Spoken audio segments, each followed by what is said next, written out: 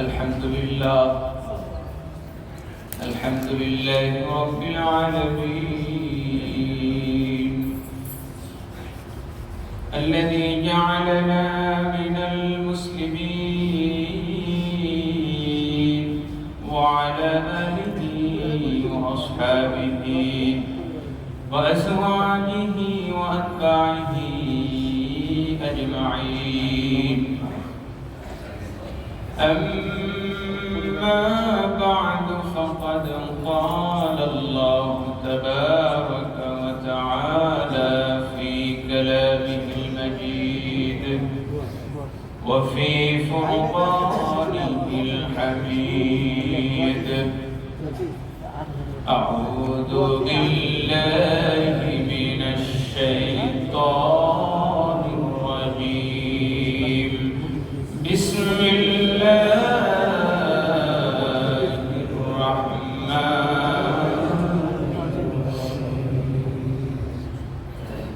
هو الذي جعلكم خلائف الأرض ورفع بعضكم فوق بعض درجات ليبلوكم فيما آتاكم إن ربك سريع العقاب.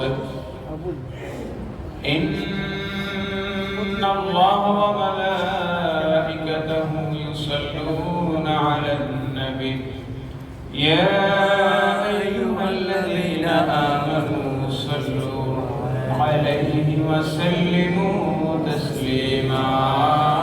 اللهم صل على سيدنا مولانا محمد وعلى آل سيدنا مولانا. اللهم صل على سيدنا محمد وعلى آل سيدنا مولانا. يا صاحب الجمال ويا سيد البشر من وجهك المنير لقد نور القمر. اللهم صل على سيدنا مولانا وعلى آل سيدنا مولانا. کی محمد سے وفا तूने तो हम तेरे हैं, ये जहाँ चीज़ किया लौह कलम तेरे हैं. अल्लाहुम्मा सल्ले अला सय्यदिना मौलाना मुहम्मद वअला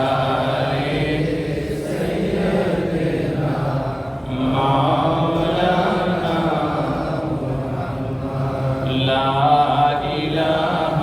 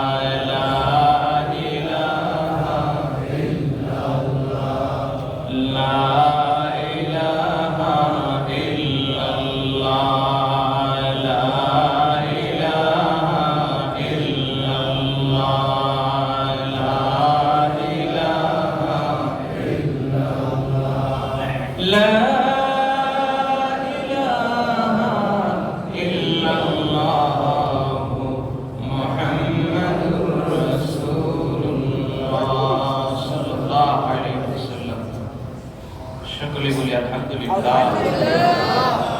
আরো যৌক শৌক মহব্বতের সাথে বলি আলহামদুলিল্লাহ। আল্লাহ তাবারক ওয়া তাআলা মাহে শাবানুল মুআজ্জম বরকতময় এই মাসের আজকে তৃতীয় জুমায় আল্লাহ সুবহানাহু ওয়া তাআলা আমাদেরকে তার ঘরে আসার এবং বসার তৌফিক ইনায়েত করেছেন। সেই রব্বে করিমের দরবারে শুকরিয়া আদায় করে জবান খুলে বলি আলহামদুলিল্লাহ।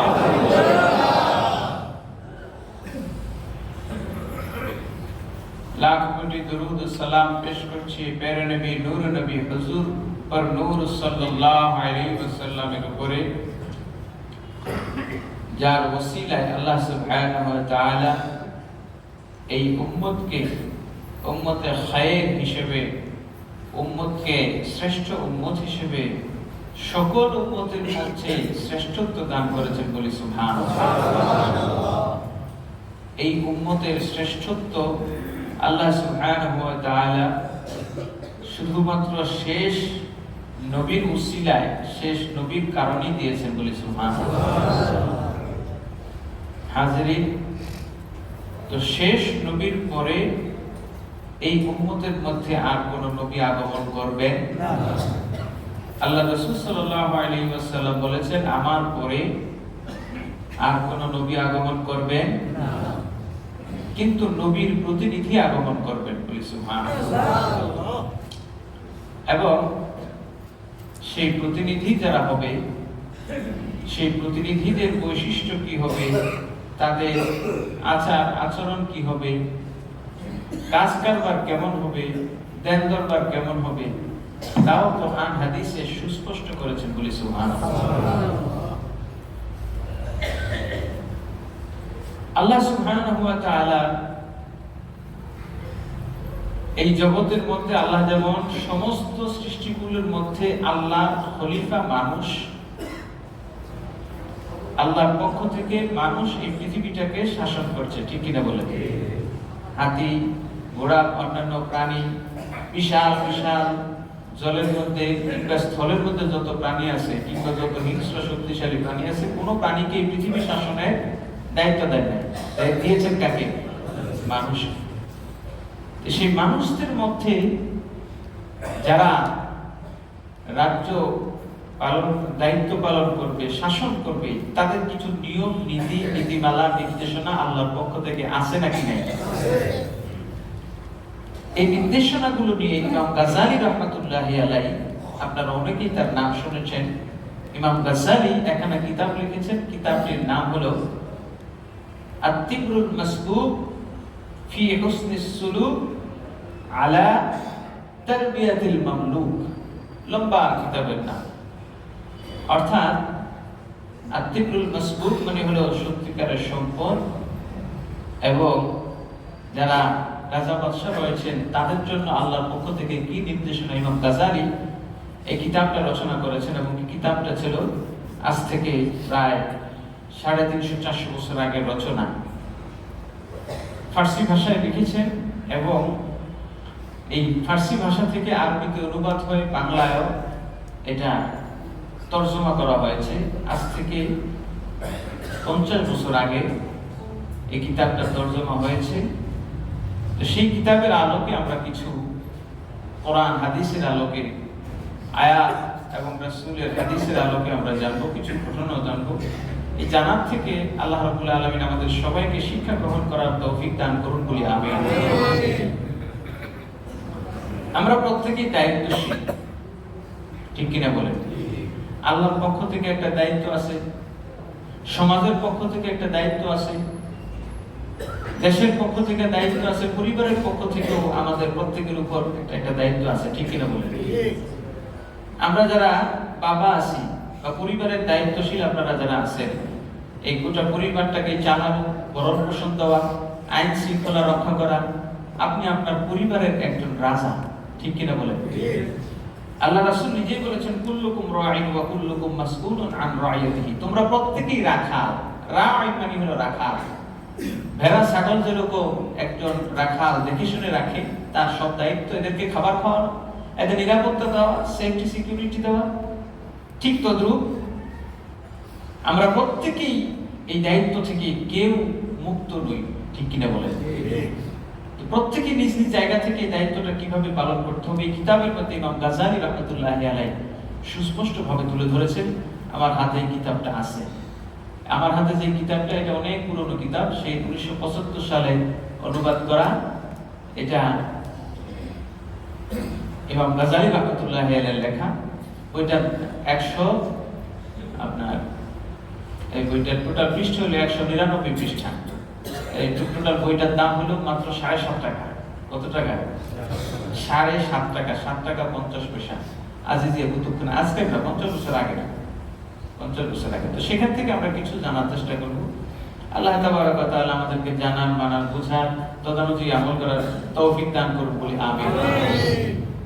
পৃথিবীতে বহু রাজা বাদশা, কেউ দীর্ঘকাল, কেউ স্বল্পকাল শাসন করেছেন।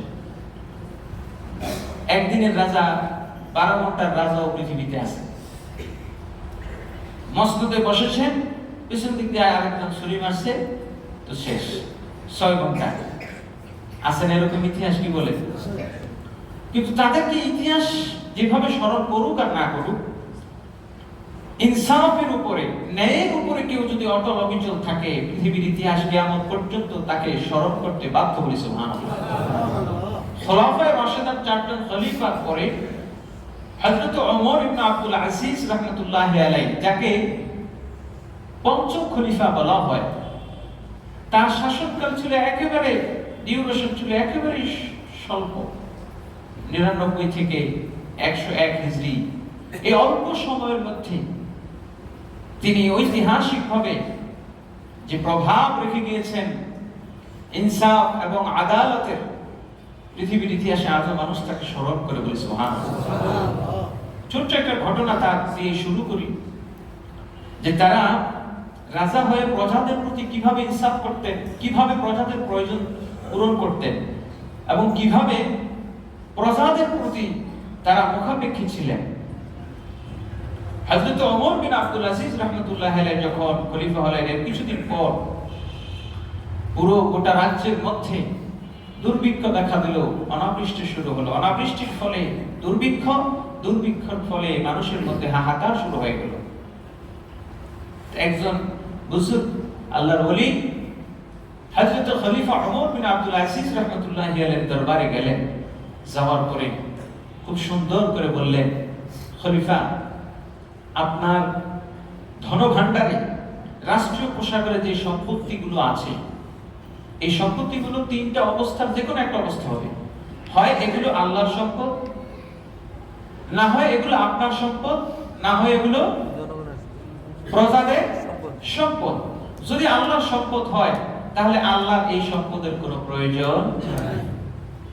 যদি জনগণের হয়, প্রজাদের হয়, তাহলে এই মুহূর্তে তাদের এই সম্পদ দুর্ভিক্ষের সময় প্রয়োজন নাকি নিষ্প্রয়োজন? প্রয়োজন। আর যদি আপনার হয়, তাহলে আমি বলবো আপনার মতো দয়া দেখানো, মানুষের প্রতি অনুগ্রহ প্রদর্শনের এখনই উপযুক্ত সময়। সুবহানাল্লাহ। তিনি যখন সাজায় গোছায় এবং সুন্দর করে কথাগুলো বললেন, ওমর বিন আব্দুল আজিজ চোখে পানি ছেড়ে দিয়ে বললেন, না, এগুলো আমার পৈতৃক সম্পত্তি নয়, বরং এগুলো আল্লাহর সম্পত্তি, এগুলো জনগণের সম্পত্তি। তিনি বললেন, রাজকোষ উন্মুক্ত করে দেওয়া হোক, যার যত প্রয়োজন আপনি যার ব্যাপারে রিকমেন্ডেশন করবেন, সুপারিশ করবেন, যার যত প্রয়োজন সে নিয়ে যাক। সুবহানাল্লাহ। আমাকে দায় মুক্তি দিন। খলিফা হযরতে আমিরুল মুমিনিন ওমর ইবনে আব্দুল আজিজ রাহমাতুল্লাহি আলাইহি ওই ব্যক্তির কথা শুনে চোখের পানি ছেড়ে দিলেন। আমার দেশের মানুষ, প্রজারা কষ্ট করবে, আমি সইতে পারবো না। রাজকোষ মুক্ত করে দিলেন। এবার ওই ব্যক্তিকে ধন্যবাদ জ্ঞাপন করলেন। মানুষের কথাগুলো, প্রজাদের কথাগুলো রাজার নিকট সঠিকভাবে উত্থাপনের জন্য তাকে ধন্যবাদ জ্ঞাপন করলেন। এবার ওমর ইবনে আব্দুল আজিজ রাহমাতুল্লাহি আলাইহি তাকে ডেকে বললেন, তুমি যেভাবে প্রজাদের কথা রাজার নিকটে তুলে ধরেছো, আমি একজনের প্রজা, রাব্বুল আলামিনের প্রজা, তিনি আমার রাজা, তিনি আমার মালিকুল মুলক, সুতরাং আমার প্রয়োজনটা তুমি আল্লাহর কাছে পৌঁছে দিও, বলি সুবহানাল্লাহ। যেভাবে প্রজাদের কথা আমি রাজার কাছে পৌঁছিয়েছো, আমিও তো একজনের গোলাম, সুতরাং আমার রবের দরবারে আমার জন্য তুমি সুপারিশ করিও, সুবহানাল্লাহ।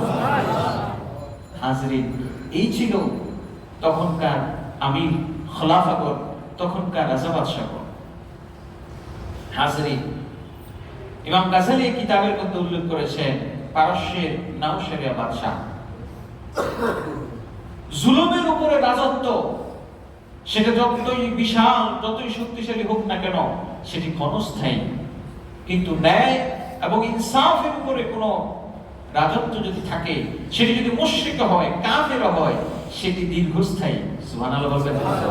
তিনি বলছেন, পারস্যের বাদশা যারা, ইসরা কায়সারদের মধ্যে পারস্যের যারা ছিল, এরা ছিল অগ্নিপূজক। এরা কি ছিল? অগ্নিপূজক ছিল, মাজুসি ছিল।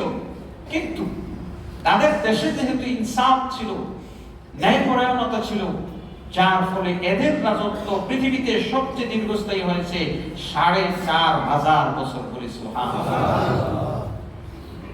ইমাম গাজালি বলেছেন, এ থেকে বুঝতে পারি ইনসাফের উপর যদি কেউ কায়েম দায়েম থাকে, সেটি দীর্ঘস্থায়ী দান করেন কে? আল্লাহ। বাদশা নাউশারওয়া, তার একটা ঘটনা আছে, এবং আল্লাহ রাসূল সাল্লাল্লাহু আলাইহি ওয়াসাল্লাম তার ব্যাপারে, তিনি আল্লাহ রাসূলের জন্মের সময় তিনি এই দেশে অর্থাৎ পারস্যের ক্ষমতায় ছিলেন। দীর্ঘ ৫০ বছর তিনি শাসন করেছেন। আল্লাহ রাসূল গর্ব করে বলতেন যে আমি ন্যায়পরায়ণ বাদশার যুগে জন্মগ্রহণ করেছি, বলে সুবহানাল্লাহ। তাহলে বুঝতে পারেন যে আপনার একজন ব্যক্তি যদি জন্মগ্রহণ করে এবং জন্মের সময় তার দেশের রাজা কে ছিল, এটাও এই ন্যায়পরায়ণতা ওই সন্তানের উপরে প্রভাব পড়ে, ঠিক কিনা বলেন? যদি জালেম হয়, সেটাও প্রভাব পড়ে। কিভাবে প্রভাব? বাদশা যখন ন্যায়পরায়ণ হয়, জনগণ কি হয়? আপনারা একটা ঘটনা জানেন, এই ঘটনাটা হাদিস শরীফে আছে, এই ঘটনাটা হাদিসের মধ্যে আছে। সেটা হলো, এক ব্যক্তি আরেকজনের কাছে জমি বিক্রি করছে, জমির ভিতরে স্বর্ণ পাইছে। আছে না ঘটনাটা? কথা বলেন, জানেন না এই ঘটনাটা? কেউ আছে যে বিক্রেতা, জমি বিক্রেতাও স্বর্ণ নিতে চায় না, ক্রেতাও স্বর্ণ নিতে চায় না, এই ঘটনাটা জানেন না, এমন কেউ আছে? সবাই জানেন, আলহামদুলিল্লাহ বলেন। এবার আমি আপনাদেরকে বলি, এই ঘটনাটা যে বাদশার আমলে ঘটছে, সেই বাদশার নাম হলো নাউশারিয়া। আপনি দেখেন, তারা দুইজন বাদশার কাছে গেল। এই যুগে রাজা বাদশা হলে কি করত? রাজকোষে জমা দেব। এটা বিক্রেতারও না, ক্রেতারও না, ঠিক কিনা বলেন? কারণ আমাদের সমাজে যারা রক্ষক, তারাই কিন্তু ভক্ষকের ভূমিকায় অবতীর্ণ হইতে সময় লাগে না, ঠিক কিনা বলেন? তো বাদশা যেহেতু ন্যায়পরায়ণ, তিনি ইনসাফ করলেন যে দুইজনের ছেলে মেয়ে বিয়ে শাদী দিয়ে এটা তাদেরকে দিয়ে দিলেন। হাজরিন, এই থেকে আমরা এটা জানতে পারি যে নাউশারওয়া একজন ন্যায়পরায়ণ শাসক ছিলেন, যার ফলে আল্লাহ রাসূল তার ব্যাপারে গর্ববোধ করতেন যে আমি তার জামানায় জন্ম নিয়েছি, বলি সুবহানাল্লাহ। তাহলে একজন ন্যায়পরায়ণ শাসক, একজন ইনসাফ কায়েমকারী শাসক, রাজা দেশের জন্য প্রয়োজন আছে নাকি নাই? যদি থেকে থাকে, তাহলে আমরা আল্লাহর দরবারে দোয়া করব, আল্লাহ রাব্বুল আলামিন আমাদেরকে আগে ইনসাফ ভিত্তিক ন্যায়পরায়ণ বানান। আমরা যদি ইনসাফ না করি, ৫০০ টাকার কারণে কাছে বিক্রি হয়ে যায়, তাহলে মনে রাখবেন আপনার কপালে কিন্তু দুর্গতি আছে। হাজ্জাজ বিন ইউসুফ, আপনারা সকলেই জানেন যে তার মতো জালেম বাদশা পৃথিবীতে খুব কম আসছে। তো একজন তার কাছে চিঠি দিল। আগেরকার রাজা বাদশারা বা আমির ওমরারা তো ভাষণ দিত, মসজিদে এইভাবে খুতবা দিত, বয়ান করত। চিঠি দিল যে হাজ্জাজ, মানুষের উপর জুলুম করো না, ইনসাফ করো। চিঠিটা পরের দিন জুমার সময় নিয়ে হাজ্জাজ খুতবার মধ্যে দাঁড়ায় বলতেছে, দেখো, তোমরা আমারে নসিহত কম করো, আগে নিজেরা আমল করো। তোমরা যদি ঠিক জনগণ না হও, তাহলে মনে রাখো, আমি হাজ্জাজ হয়তো বা আজ আছি কাল নাই, কিন্তু আমার পরে এরপরে জঘন্য হাজ্জাজ তোমাদের জন্য প্রস্তুত আছে, কারণ আগে জনগণ তোমরা ঠিক হও, ঠিক কিনা বলেন? হাজরিন, তো আল্লাহ তাবারক ওয়া তাআলা কোরআনে কারীমে একজন ন্যায়পরায়ণ শাসকের ব্যাপারে কি বলছেন? আল্লাহ রাব্বুল আলামিন বলেন আল্লাযীনা ইম্মাক্কানাহুম ফিল আরদি আকামুস সালাতা ওয়া আতাউস যাকাতা ওয়া আমারু বিল মা'রুফ ওয়া নাহাউ আনিল মুনকার। সুবহানাল্লাহ। যাদেরকে আল্লাহ রাব্বুল আলামিন রাজত্ব দান করে, তারা মানুষকে সৎ কাজের আদেশ দেয়, অসৎ কাজে নিষেধ করে, ন্যায় পরায়ণতা ইনসাফ কায়েম করে এবং মানুষকে নামাজের নির্দেশ দেয়। বলেন না সুবহানাল্লাহ। কিসের নির্দেশ? নামাজের নির্দেশ। যখন একজন রাজনৈতিক নেতা, আমি তো সবসময় নামাজের কথা বলি, নিজেও পড়াই, ঠিক কিনা বলেন? সমাজের মধ্যে ইমাম আলেমুল আমাদের প্রভাব আছে, সাথে সাথে রাজনৈতিক ব্যক্তিদের প্রভাব আছে নাকি নাই? একজন নেতা যখন বলে যে আপনারা ফজর পড়ে আপনাদের নির্ধারিত কাজে চলে যাবেন, আপনার ভোট কেন্দ্রে চলে যাবেন, তখন বুঝতে হবে যে তার মধ্যে নামাজের একটা প্রভাব আছে এবং তার এই কথাটা ভালোভাবে তার অনুসারীরা নিবে, ঠিক কিনা বলেন? ঠিক তদ্রুপ এই জিনিসটাই আমরা চাই যে নামাজ যার মাধ্যমে কায়েম হবে, যার মাধ্যমে মানুষের মধ্যে ইনসাফ ন্যায়পরায়ণতা কায়েম হবে, সেই জিনিসটাই তো আমরা চাই। আল্লাহ কবুল করুক, বলি আমিন। আল্লাহ সুবহানাহু ওয়া তাআলা কোরআনের মধ্যে কাদেরকে কাদেরকে দায়িত্ব দিয়েছেন, কেন দিয়েছেন, এই কথাটা আল্লাহ তুলে ধরেছেন। যেমন জালুতের বিরুদ্ধে নবী হযরত দাউদ আলাইহিস সালাম যুদ্ধ করবেন, তো তিনি তার কওমের জন্য আল্লাহর কাছে একজন প্রশাসক চাইলেন, রাজা চাইলেন। সুবহানাল্লাহ। তো রাজাটা কেমন হইতে হয়, এটা এখানে একটা ইনস্ট্রাকশন আল্লাহ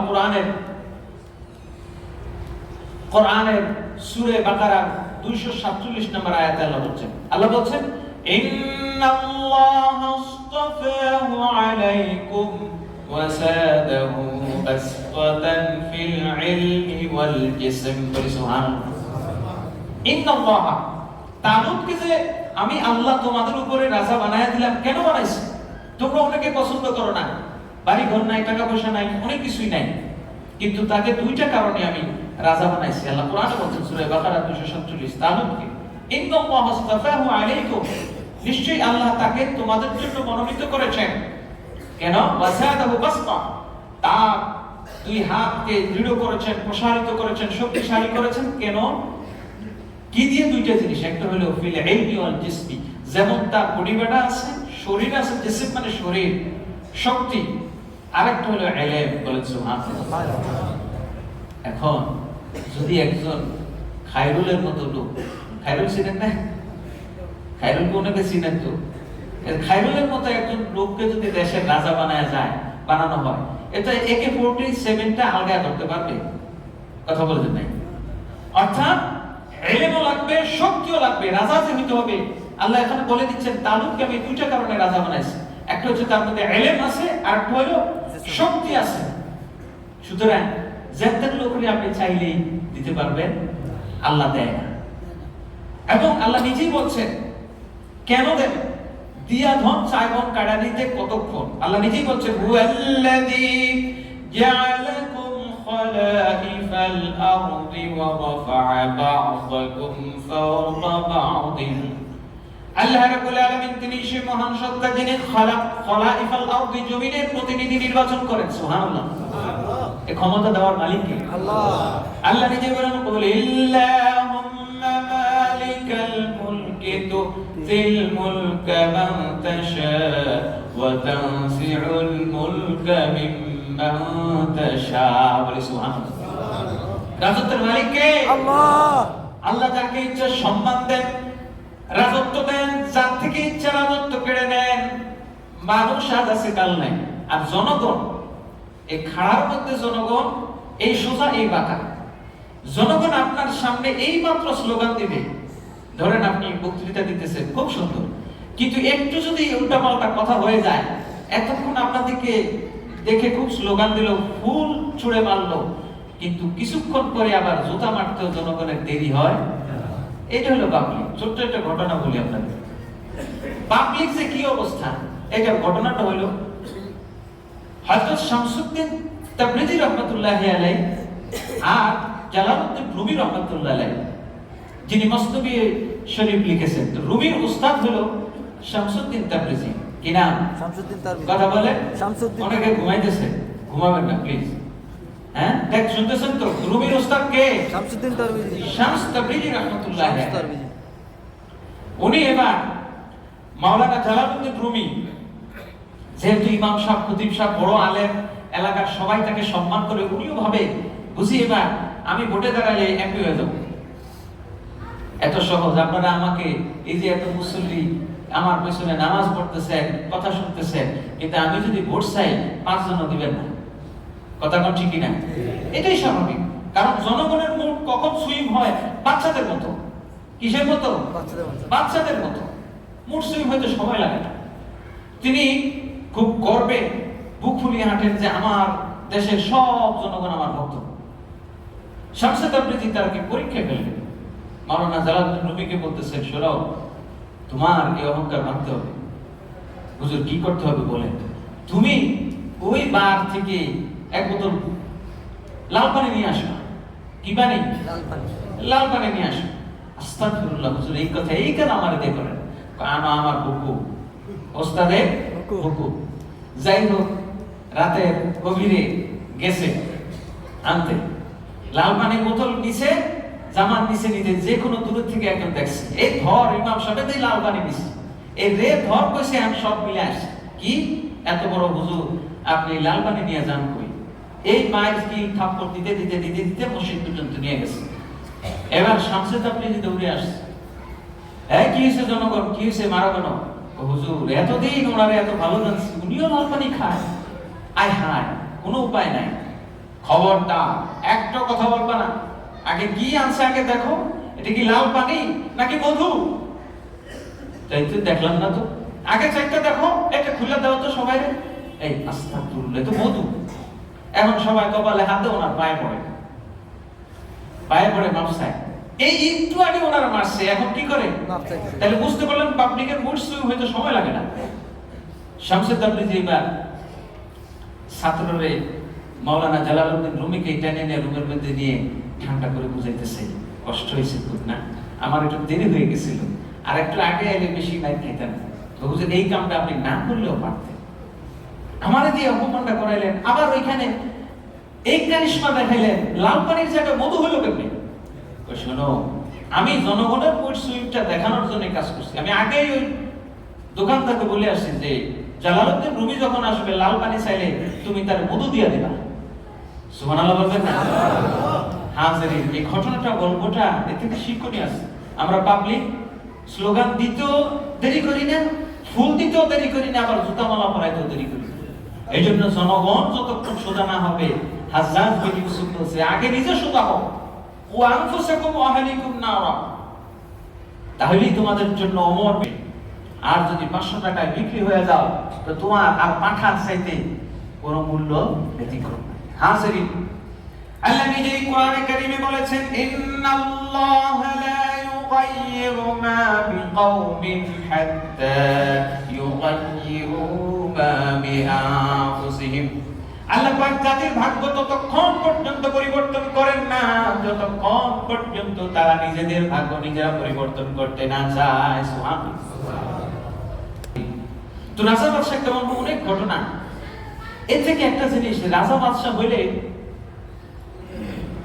দেশের যে ভাতা, অর্থাৎ রাজ্যের যে ভাতা রাজকোষ থেকে, এটাও নেওয়া যাবে না। দাউদ আলাইহিস সালাম রাজা ছিলেন, বাদশাহ ছিলেন, তার ছেলেও বাদশাহ ছিলেন, বলেন সুবহানাল্লাহ। তাহলে রাজার ছেলে রাজা হইতে পারে কি পারে না? নাকি বলবেন যে রাজার ছেলে রাজা হইতে পারে না, রাজতন্ত্র চলবে না? না, হইতে পারে। নবী দাউদ আলাইহিস সালাম বাদশাহ ছিলেন, তার ছেলেও বাদশাহ ছিলেন, কিন্তু যোগ্য না অযোগ্য? যোগ্যতা থাকতো। এবং যোগ্যতা হলে নিজের ভাইকেও ওজির বানা যায়। যেমন হযরতে মুসা আলাইহিস সালাম, তিনি আল্লাহর কাছে দোয়া করছেন, ওয়াজআলনি ওয়াজিরান, হে আল্লাহ আপনি আমার ওজির বানান মিন আহলি, আমার পরিবার থেকে, বলেন সুবহানাল্লাহ। আখি হারুন আহলি, হারুন আখিশতু বিহি আজরি ওয়া আশরিকহু ফি আমরি, সূরা তাহা 29 নম্বর আয়াত। আল্লাহ আমার ভাই হারুনকে আমার ওজির বানান, মন্ত্রী বানান, বলেন সুবহানাল্লাহ। তাহলে যোগ্য হলে নিজের আপন লোককে দেওয়া যায় কি যায় না? যায়। দরুদ শরীফ পড়ে এটা বহুত বড় গুরু দায়িত্ব, যে কেউ চাইলেই এই দায়িত্ব পালন করতে পারে না। এর জন্য কঠোর হইতে হয়, এর জন্য কখনো কখনো মানুষকে কতল করতে হয়। আমরা উলামায়ে কিরাম হক্কানি যারা আছেন, ইমাম আবু হানিফা, ইমাম শাফিঈ, ইমাম মালিক, ইমাম আহমদ ইবনে হাম্বল থেকে শুরু করে চিশতিয়া, কাদেরিয়া, নকশবন্দিয়া, মুজাদ্দিদ, এই যত বুজুর্গ আছেন, তারা কখনো রাজকার্যে নিজেদেরকে নিয়োজিত করতেন না, সুবহানাল্লাহ। কিন্তু রাজকার্যে নিজেদেরকে নিয়োজিত না করলেও রাজা বাদশাদেরকে পরামর্শ দিতেন, দিক নির্দেশনা দিতেন, এবং রাজা বাদশারা এগুলো শুনতেন, বলেন সুবহানাল্লাহ। যেই কারণে ইমাম গাজালি কিতাব লিখেছেন। তো হাজিরিন, হযরত দাউদ আলাইহিস সালাম রাতের বেলায় নিজের বেশভূষা পরিবর্তন করে তিনি ফিল্ড ওয়ার্ক করতেন, মানুষের কাছ থেকে মতামত নিতেন। হযরত দাউদ আলাইহিস সালাম পরামর্শ মানুষের কাছ থেকে রিভিউ নিতেন। হঠাৎ করে এক লোকের সঙ্গে দেখা হলো, লোকটাকে জিজ্ঞেস করলেন, ভাই তুমি এই দেশের নাগরিক কিনা? হ্যাঁ নাগরিক। তুমি এই দেশের রাজা দাউদ সম্পর্কে বলো দেখি। বলতেছে হ্যাঁ, তিনি খুব ভালো মানুষ, তিনি খুব ভালো মানুষ, কিন্তু একটা সমস্যা আছে। কি সমস্যা? বলতেছে তিনি নিজ হাতে উপার্জন করেন না, বরং রাষ্ট্রীয় ভাতা গ্রহণ করেন, সুবহানাল্লাহ। একজন নবী পাশাপাশি তিনি বাদশা, এত দায়িত্ব পালন করতেছেন, তারপরেও তাকে বলতেছে যে তিনি ভালো মানুষ, কিন্তু রাজকোষ থেকে, রাজ ভান্ডার থেকে তিনি ভাতা নেন, এই জিনিসটা ভালো না। সেই দিন থেকে দাউদ আলাইহিস সালাম তিনি একজন নবী, আবার কি ছোটখাটো আমাদের ছোট দেশে না, বিশাল রাজ্যে, তা সত্ত্বেও তিনি একজন লৌহ কর্মকার ছিলেন, হাদ্দাদ ছিলেন। হাদ্দাদ, হাদিদুন মানে হলো লোহা, আর লোহার কাজ যে করে তাকে হাদ্দাদ বলা হয়, সুবহানাল্লাহ। আমাদের সমাজে এমন কিছু ব্যক্তিবর্গ অনেক সময় রাজা বাদশা না, ছোট ইউনিয়নের রাজা হলেও যদি হয়, ওয়ার্ডেরও একজন রাজা আছে না, তিনি হইলে তার আর ব্যবসা বাণিজ্য চাকরি বাকরি কিছু করা লাগে না, 14 পুরুষ এমনি পয়সা খাবে। মুঘল সম্রাট 6-7 জন চলে গেছে, বাবর, হুমায়ুন, আকবর, জাহাঙ্গীর, শাহজাহান, শাহ আলম, এগুলো চলে গেছে, কিন্তু তাদের মধ্যে একজন বাদশা ছিলেন আওরঙ্গজেব, যিনি নিজ হাতে টুপি সেলাই করতেন এবং কোরআন লিখতেন, লিখে এরপরে সেটার ইনকাম দিয়ে খাইতেন, সুবহানাল্লাহ। এই ছিলেন রাজা। হাজিরিন, আমরা মনে করি এটা কঠিন একটি দায়িত্ব। তো হযরত ওমর রাদিয়াল্লাহু তাআলা আনহু তিনি এভাবে রাতের বেলায় বের হইতেন, তার সঙ্গে আমরুল আস, হযরত আবু যর গিফারি রাদিয়াল্লাহু তাআলা আনহু, তিনি বলতেছেন, হুজুর আপনি রাজ দায়িত্ব পালন করে খলিফা হওয়ার পর আপনার ইবাদত কমে গেছে। কি হয়েছে? কথা বলে। ইবাদত যারা দেন দরবার করে, এলাকার ময়মাতপুরি করে, তাদের দেখবেন সব জায়গায় থাকা লাগে, ঠিক কি না? মসজিদের মাহফিল হইলেও থাকা লাগে, আবার দেন দরবার হলে ওইখানেও থাকা লাগে। তো এতে মসজিদের এখানেও ক্ষতি হয়, জামাতও ছুটে যায়, যায় কিনা? কিন্তু এটার একটা হাদিস আছে। হাদিসটা হলো, ইয়াউমুন মিন ইমামিন আদিলিন খায়রুম মিন ইবাদাতি 60 সানা।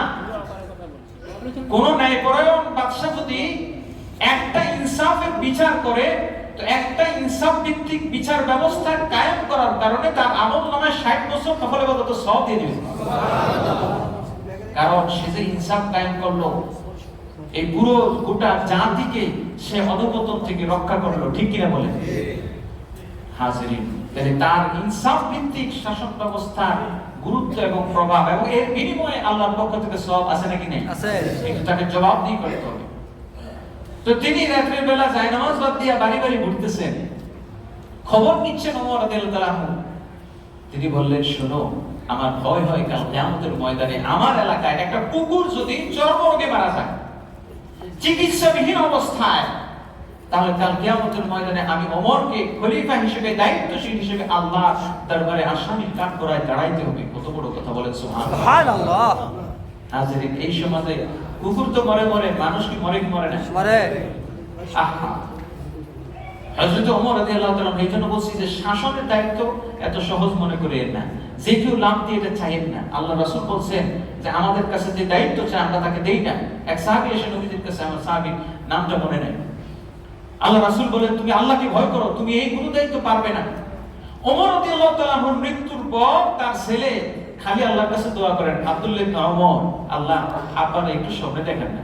1 বছর 2 বছর 3 বছর 4 বছর 12 বছর পর ওমর রাদিয়াল্লাহু তাআলা আনহুর ছেলে আব্দুল্লাহ ইবনে ওমর তার বাবাকে স্বপ্নে দেখতেছেন। স্বপ্নে দেখে বলতেছেন, বাবা কি খবর এত দেরিকে? একটু কি সময় হয় না দেখা দেওয়ার স্বপ্নে? সুবহানাল্লাহ। বাবা ডেকে বলতেছে, রে বাবা, আমি ওমর 10 বছর শাসন করেছি, এই 10 বছরের হিসাব দিতে দিতে দিতে দিতে 12 বছর লেগে গেছে, তোমাদের কারোর সঙ্গে স্বপ্নে দেখার সময় নাই।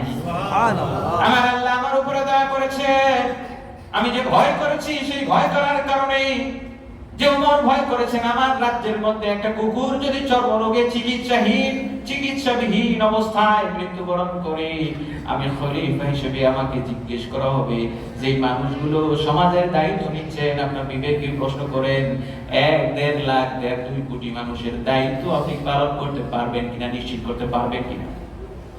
এই জন্য ওমর বলে গেছেন আমার মৃত্যুর পর এই আমার বংশের মধ্যে আর কেউ যেন দায়িত্ব না নাও। নিজের ছেলের নাম কেটে দিচ্ছেন মজলিসের সুরাত থেকে, বলেন না সুবহানাল্লাহ।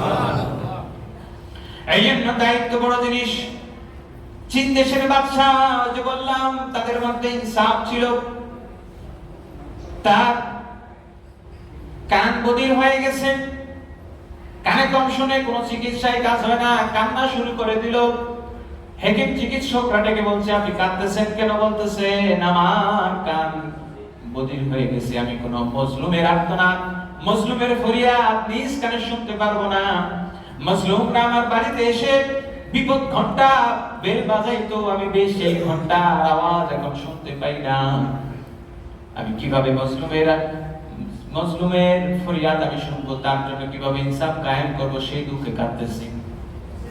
এরপরে তিনি নির্দেশ জারি করলেন, আমার রাজ্যের মধ্যে মজলুম ছাড়া কেউ যেন লাল পোশাক পরিধান না করে, লাল কাপড় পরলে আমি বুঝবো সেই মজলুম হয়েছে। বলি সুবহানাল্লাহ।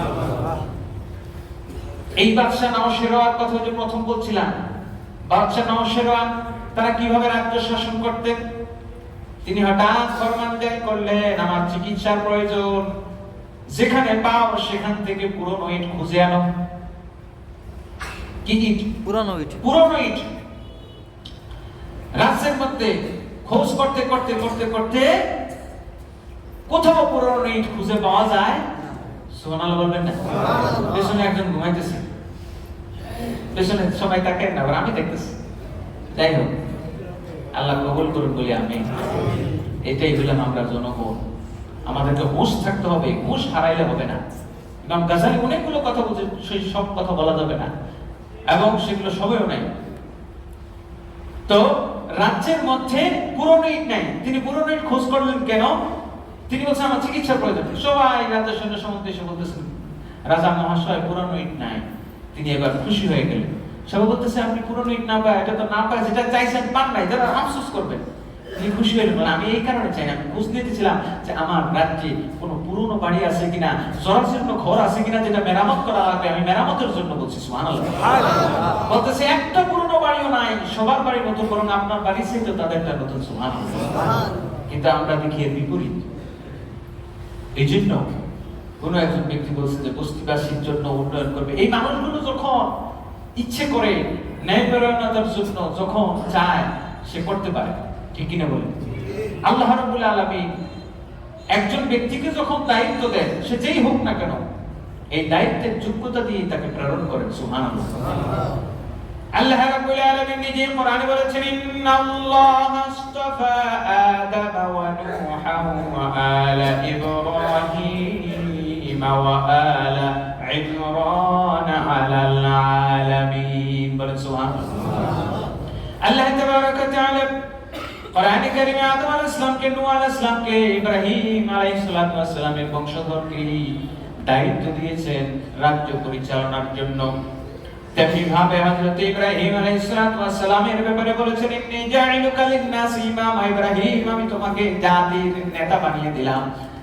আমি তোমাকে নেতা বানাইলাম, কারণটা কি? আল্লাহ রাব্বুল আলামিন নিজেই বলছেন, ওয়ালা কাদ ইসতাফাইনাহু ফিদ দুনিয়া, দুনিয়ার জন্য আমি তাকে রাজ দায়িত্ব দিয়েছি, ওয়া ইন্নাহু ফিল আখিরাতি লামিনাস সালিহিন, আখিরাতে বাসীদের জন্য, কারণ সে নেককার। বলি সুবহানাল্লাহ। তাহলে দায়িত্ব আল্লাহ তাকেই দেন যার মধ্যে নেক চিন্তা, নেক আমলের চিন্তা ভাবনা আছে। বলি সুবহানাল্লাহ। বদকারকে কখনো দায়িত্ব দেওয়া যায়, এবং এই দায়িত্ব যে বড় কঠিন। ইবনে জিয়াদের একটা ঘটনা আমরা, ওবাইদুল্লাহ ইবনে জিয়াদের কথা আমরা জানি যে কারবালার প্রান্তরে সবচেয়ে জঘন্য কাজ করেছিল। তার পিতার নাম হলো জিয়াদ। এও বড় জঘন্য ছিল কি, আমির মুআবিয়া তিনি যখন জিয়াদকে কুফার গভর্নর হিসেবে পাঠাইলেন, কারণ জিয়াদের পিতৃ পরিচয় নাই। আমির মুআবিয়া সৎ ভাই বলা হয়, কিন্তু আমির মুআবিয়ার বাবা হলেন আবু সুফিয়ান। আবু সুফিয়ান জিয়াদকে সন্তান হিসেবে মানতে নারাজ। লম্বা ঘটনা আছে। তো এই জিয়াদকে তিনি যখন দায়িত্ব দিয়েছেন, এমনি তো হলো পিতৃ পরিচয়হীন। আচ্ছা, একটা মানুষ যদি পিতৃ পরিচয়হীন হয় আর এই মানুষটাকে যদি দায়িত্ব দেওয়া হয়, সমাজের মানুষ মানবে? তাকে দায়িত্ব দিয়ে দেওয়া হলো। দায়িত্ব দেওয়ার পরে লোকটা কি করলো, কুফায় গিয়ে ফরমান জারি করলো। দেখেন কিভাবে তারা আইনের শাসন কায়েম করেছে। যদিও জালেম, কঠোর হইতে হবে। মামা, চাচা, ভাগিনা, ভাগ্নি এগুলো দেখলে হবে না। হাজিরিন, ইবনে জিয়াদ যাওয়ার পরে ঘোষণা করলো, আজকে রাত্রে এশার পরে রাস্তার মধ্যে কোনো মানুষ থাকতে পারবে না। কারফিউ জারি করলো। কারফিউ জারি করার পর সে রাস্তায় নেমে গেল নিজে। হঠাৎ এক লোককে দেখলো, এক লোক ছাগল নিয়ে দাঁড়িয়ে আছে। কি ব্যাপার, তুমি ঘরে যাও না কেন? কোনো মানুষ ঘর থেকে বেরোতে পারবে না, কারফিউ। আমি এই শহরে নতুন আসছি, এই ছাগলটা বিক্রি করতে আসছিলাম। তা আমার এই শহর তখন তো হোটেলও নাই, আশেপাশে সরাইখানা ছিল আর কি, হোটেল যেটা, সরাইখানা যাওয়ার টাকা না, আমি বিক্রিও করতে পারি না, যাইতেও পারি না। জিয়াদ বলতেছে, দেখো আমি আইন করেছি, আমার আইন কায়েম করতে হবে, আইনের শাসন প্রতিষ্ঠা করতে হবে। কে মানলো কি মানলো না, আমি যেহেতু হুকুম দিয়েছি কারফিউর মধ্যে বের হইলে খালি কল্লা ফেলা দেবো, সুতরাং তোমাকে বাঁচায় রাখলে আমার আইনের শাসনের কি হবে, অবনতি ঘটবে। যদি বাঁচায় রাখি তাহলে বলবো যে রাতে তো বের হয়ে যায়, আর যদি তোমাকে একজনকে মারতে পারি তো পুরো দেশ ঠান্ডা, কেউ বের হবে। সুতরাং তোমার যেহেতু এই জগতে থাকার কোনো জায়গা নাই, দুনিয়াতে পয়সা থাকার চাইতে জান্নাতে চলে যাওয়া উত্তম। এই কথা বলে তারা কতল করল। নাউজুবিল্লাহ বলবেন। এক রাত্রে সে ১,৫০০ লোককে হত্যা করছে। ইমাম গাজালি উল্লেখ করেছেন। হত্যা করে সব মাথাগুলো তার রাজপ্রাসাদের সামনে টানিয়ে রাখছে। এবার সে হুকুম দিল কিভাবে তারা আইনের শাসন কায়েম করছে, অর্থাৎ কঠোর হস্তে দমন করা। এই জিনিসগুলো একটু বোঝার চেষ্টা করবো, ঐতিহাসিক ব্যাখ্যা, ঐতিহাসিক বিষয়। এরপরে সে হুকুম দিল আগামীকাল থেকে আরেকটা ঘটনা, যে কোন দোকানদার দোকান শাটার বন্ধ করে যাইতে পারবে না, সব খোলা থাকবে। যদি কারো মালামাল চুরি হয় সেটা জরিমানা আমি দেব। কি দেব? আমি দেব। এখন আগের রাত্রে কারফিউ, ঘর থেকে বের হইলে কল্লা ফেলায় দেয়, ১,৫০০ দেখছে। আচ্ছা, এর পরের রাত্রে কোন দোকানদার দোকান বন্ধ করবে? বন্ধ করবে না, যেহেতু খোলার কথা বলছে, সব দোকান খোলা। এবার পরের দিন জুমার সময় বলতেছে, দোকান সবাই খোলা রাখছো, ভেরি গুড, ধন্যবাদ। এবার কারো কোনো কিছু খোয়া গেছে, হারা গেছে? হ্যাঁ, একজন দাঁড়িয়ে বলল, আমি আমার দোকান থেকে ৪০০ দিনার চুরি গেছে। ৪০০ দিনার চুরি যাওয়ার পরে এবার সে বলতেছে, ঠিক আছে, আমি তোমাদেরকে এখনই চোর বাইর করব। সে বলতেছে যে এই ৪০০ দিনার যত মুসল্লি আছেন আপনারা এই এলাকায়, চোর কিন্তু এই এলাকা, ঠিক কিনা? কথা বলেন, এলাকার কিনা? আমি বাইরে জল্লাদ রেখে দিয়েছি, আপনারা মুসল্লিরা সবাই মিলে যদি চোর বাহির না করেন তো একজনও কল্লা নিয়ে বাড়িতে যাইতে পারবে? চিন্তা করতে পারেন। এবার জনগণ সবাই মিলে কি করছে, চোর কোনটা আছে বাইর করে, বের করা যাবে কিনা? আমার কথা বের করা যাবে কিনা? হাজরিন, যদিও ঘটনাটা জালেমের, কিন্তু এভাবে যদি কঠোর না হয় তাহলে আইনের শাসন কায়েম হয়? বের হয়ে গেছে, দুঃখ লাগে। এতদিন হয়ে গেল। শুধু এই ঘটনা, সাম্প্রতিক ঘটনার সাথে বলি আমি শেষ করব। ওসমান হাদির খুনিকে আজও পাওয়া গেল। সম্ভবত আসমান থেকে কোনো ফেরেশতা এসে তাকে গুলি করে মনে চলে গেছে। নাকি শয়তান স্বয়ং এসে গুলি করছে? কোন একজন মানুষ, এবং সে বাংলাদেশের নাগরিক, হয় দেশে আছে না হয় বিদেশে আছে। কথা বলে ঠিক কিনা? আজ পর্যন্ত কি তাকে ধরা গেল? অথচ মোহাম্মদপুরে জেনেভা ক্যাম্পের পাশে একটা ফ্ল্যাটে একজন কলেজ শিক্ষকের 2টা বাচ্চা স্ত্রী সহ হত্যা করছে 24 ঘন্টার মধ্যে। শুধু তথ্য ছিল ওই ঘরের গৃহ পরিচারিকার নামটা ছিল আয়েশা। এই এক নামে বের করা গেছে কিনা? আবার অনেকে ঘটনাটা জানেন। আমার বলার উদ্দেশ্য হলো যে আমরা জনগণ এই যে 400 দিরহামের চোর বের করছে, সেটা জনগণের মধ্য থেকে। কথা বলেন ঠিক কিনা? হাজিরিন, এই ঘটনা থেকে অনেক শিক্ষণীয় আছে। আপনি নিজে যতক্ষণ ভালো না হবেন ততক্ষণ পর্যন্ত আল্লাহ রাব্বুল আলামিন আপনাকে ভালো শাসক দিবেন না। আল্লাহ নিজেই বলেছেন, ইন্নাল্লাহা লা ইউগাইয়িরু মা বিকওমিন হাত্তা ইউগাইয়িরু মা বিআনফুসিহিম। তুমি নিজের ভিতর থেকে আগে নিজেকে পরিবর্তন করো, তাইলে আল্লাহ পাক তোমাকে পরিবর্তন করায় দিবেন। বলে সুবহানাল্লাহ। হাজিরিন, সংক্ষেপে অনেকগুলো কথা ইমাম গাজালি আত-তিবুল মাসদুকের মধ্যে লিখেছেন। এটা আমাদের প্রত্যেকের পড়া উচিত। এতে আমাদের প্রত্যেকের জন্য শিক্ষণীয় আছে। আপনি শুধু রাজা বাদশা পরিবর্তন করবেন, আপনি নিজেও কিন্তু আপনার ফ্যামিলির বাদশা, ফ্যামিলির রাজা, ফ্যামিলির আপনি প্রশাসক। এই পরিবারে আপনি কি ইনসাফ কায়েম করেছেন? আপনি কি আপনার পরিবারের সন্তানদের সকলের হক যথাযথ আদায় করেছেন? আপনি কি তাদের সম্পদগুলো ভালোভাবে বুঝিয়ে দিয়েছেন? হাজিরিন, আল্লাহ সুবহানাহু ওয়া তাআলা আমাদেরকে প্রত্যেকের নিজ নিজ জায়গায় আমরা যে যে দায়িত্বের মধ্যে আছি, যে যে দায়িত্ব পালন করছি, এই দায়িত্বের ব্যাপারে আল্লাহর কাছে কুল্লুকুম মাসউলুন আন রাইয়াতিহি, এই দায়িত্বের ব্যাপারে প্রশ্ন করা হবে। আপনি যেমন আপনার দায়িত্ব তেমন যে যে পর্যায়ে থাকেন না কেন, ছোট হোক বড় হোক, মসজিদের খাদেম হইলেও আপনাকে কিন্তু জিজ্ঞেস করা হবে যে আপনি মসজিদ জানা মোছা ঠিক মতো করছেন কিনা। তা আমরা এই জিনিসটা যেভাবে বাস বিচার করি, সবাই কিন্তু মসজিদে একটু নোংরা দেখে দৌড় দিয়ে খাদেম সাহেবের খোঁজে, ঠিক কিনা? খাদেম সাহেব সবাই ধমকায়, কিন্তু রাস্তার মধ্যে ড্রেন অপরিষ্কার, রাস্তা ভাঙ্গাচুরা, এই চলতে পারে না, হুজুরকে মানুষ 3 জন অ্যাক্সিডেন্ট হয়েছে, প্রতিদিন রিকশা উল্টায় পড়ে, কোনোদিন কাউন্সিলর সামনে কেউ কইতে পারে না। একজন মসজিদের খাদেম যেমন মসজিদের যাবার ব্যাপারে আপনি যেমন তাকে সার্চ করেন, একজন ওয়ার্ড কাউন্সিলর তাকেও সার্চ করার অধিকার আপনাকে দিয়েছেন না আল্লাহ? কে দিয়েছেন? আল্লাহ। প্রত্যেকের দায়িত্বশীল। সুতরাং আমরা এই বিষয় প্রত্যেকেই সচেতন থাকবো, প্রত্যেকের জায়গা থেকে। খালি রাষ্ট্রপ্রধানকে দোষ দিলেই হবে না। আমি আপনি যে দায়িত্বটুকুন আছেন, আপনি যে অফিসের কেরানি আছেন, আপনি যে পোস্ট অফিসের পিয়ন আছেন, আপনিও তো ঠিক মতো দায়িত্ব পালন করেন না, অফিসে যান, দেশ ঠিক হবে কেমনি? আল্লাহ পাক আমাদের সবাইকে বুঝান এবং নিজ নিজ দায়িত্ব সঠিকভাবে পালন করার তৌফিক দান করুন বলে আমিন। আখির দাওয়ানা আলহামদুলিল্লাহি রাব্বিল আলামিন।